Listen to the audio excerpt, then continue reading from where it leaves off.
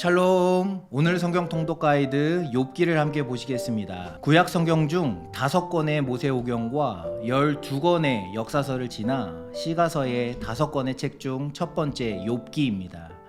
욥기는 시가서로 분류할 수 있지만 잠언, 전도서와 함께 지혜 문학으로도 분류할 수 있습니다. 구약 성경에서 이 지혜 문학은 하나님께서 창조하신 이 세상을 어떻게 하면 성공적으로 살아갈 수 있는가에 대해서 다루고 있습니다. 욥기는 욥과 그의 친구들의 대화를 통해 하나님의 공의로우심에 대하여 질문을 던지고 어떻게 하면 의인 욥이 경험했던 고난을 이해할 수 있을지에 대한 성경적인 지혜를 우리에게 전달해 줍니다. 욥기는 누가 썼는지, 어디에서 기록되었는지, 어느 시대를 배경으로 하고 있는지 학자들 사이에서도 많은 논란이 있는 책입니다.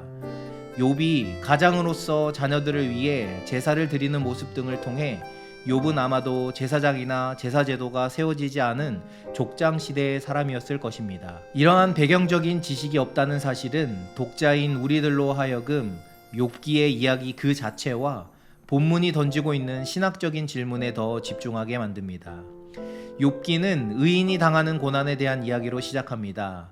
서론 1장과 2장을 통해 우리는 욥의 고난이 어떻게 시작되었는지를 알게 됩니다.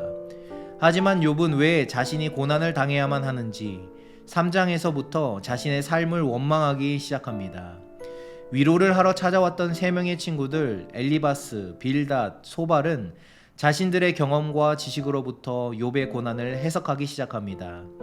고난은 하나님께 범죄하였기 때문이고 원망을 거두고 죄를 인정하여 하나님께 용서를 구하라는 것이었죠. 선한 사람은 순종함으로 하나님께 복을 받지만 악인은 그 죄로 인하여 하나님을 원망함으로 벌을 받게 된다는 것입니다. 하지만 서론에서 욥의 고난이 어떻게 시작되었는지를 알고 있는 우리 독자들은 욥의 친구들의 의견이 잘못되었음을 알고 있습니다. 이렇게 3장에서부터 31장까지 욥과 친구들은 서로 번갈아가며 3차례 문답을 이어갑니다. 대화의 핵심 주제는 공의로우신 하나님께서 어떻게 의인에게 고난을 허락하셨는가입니다. 32장에서는 엘리후가 등장해 욥의 대답에 반박합니다. 고난을 당하는 이유는 그것을 통해 자신의 죄를 발견하도록 하기 위함이라는 것입니다. 자신의 죄를 깨닫고 참된 회개에 이르게 하는 교육적인 도구로 하나님께서는 고난을 사용하신다는 것입니다.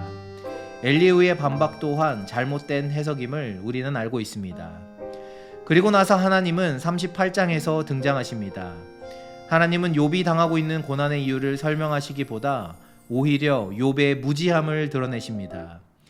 인간은 하나님의 공의를 판단하고 그에게 심판을 요구할 만한 존재가 아니라는 것입니다.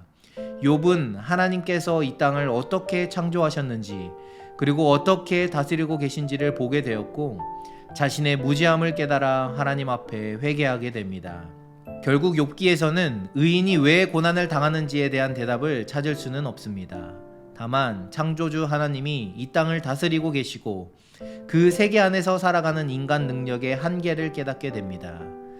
따라서 하나님을 경외하고 그분의 정의를 신뢰하는 것이 피조물인 인간이 마땅히 행할 바라고 말씀하고 있는 것이 바로 욥기입니다. 마지막 결론 42장에서 욥은 삶의 모든 측면에서 완전히 회복되고 이야기는 끝이 납니다. 욥기를 읽으시면서 지혜의 근원 되시는 여호와 하나님을 발견하시고 그분을 경외하는 삶으로 변화되는 계기가 되실 수 있기를 바랍니다. 저는 다음 영상에서 다시 뵙도록 하겠습니다. 샬롬.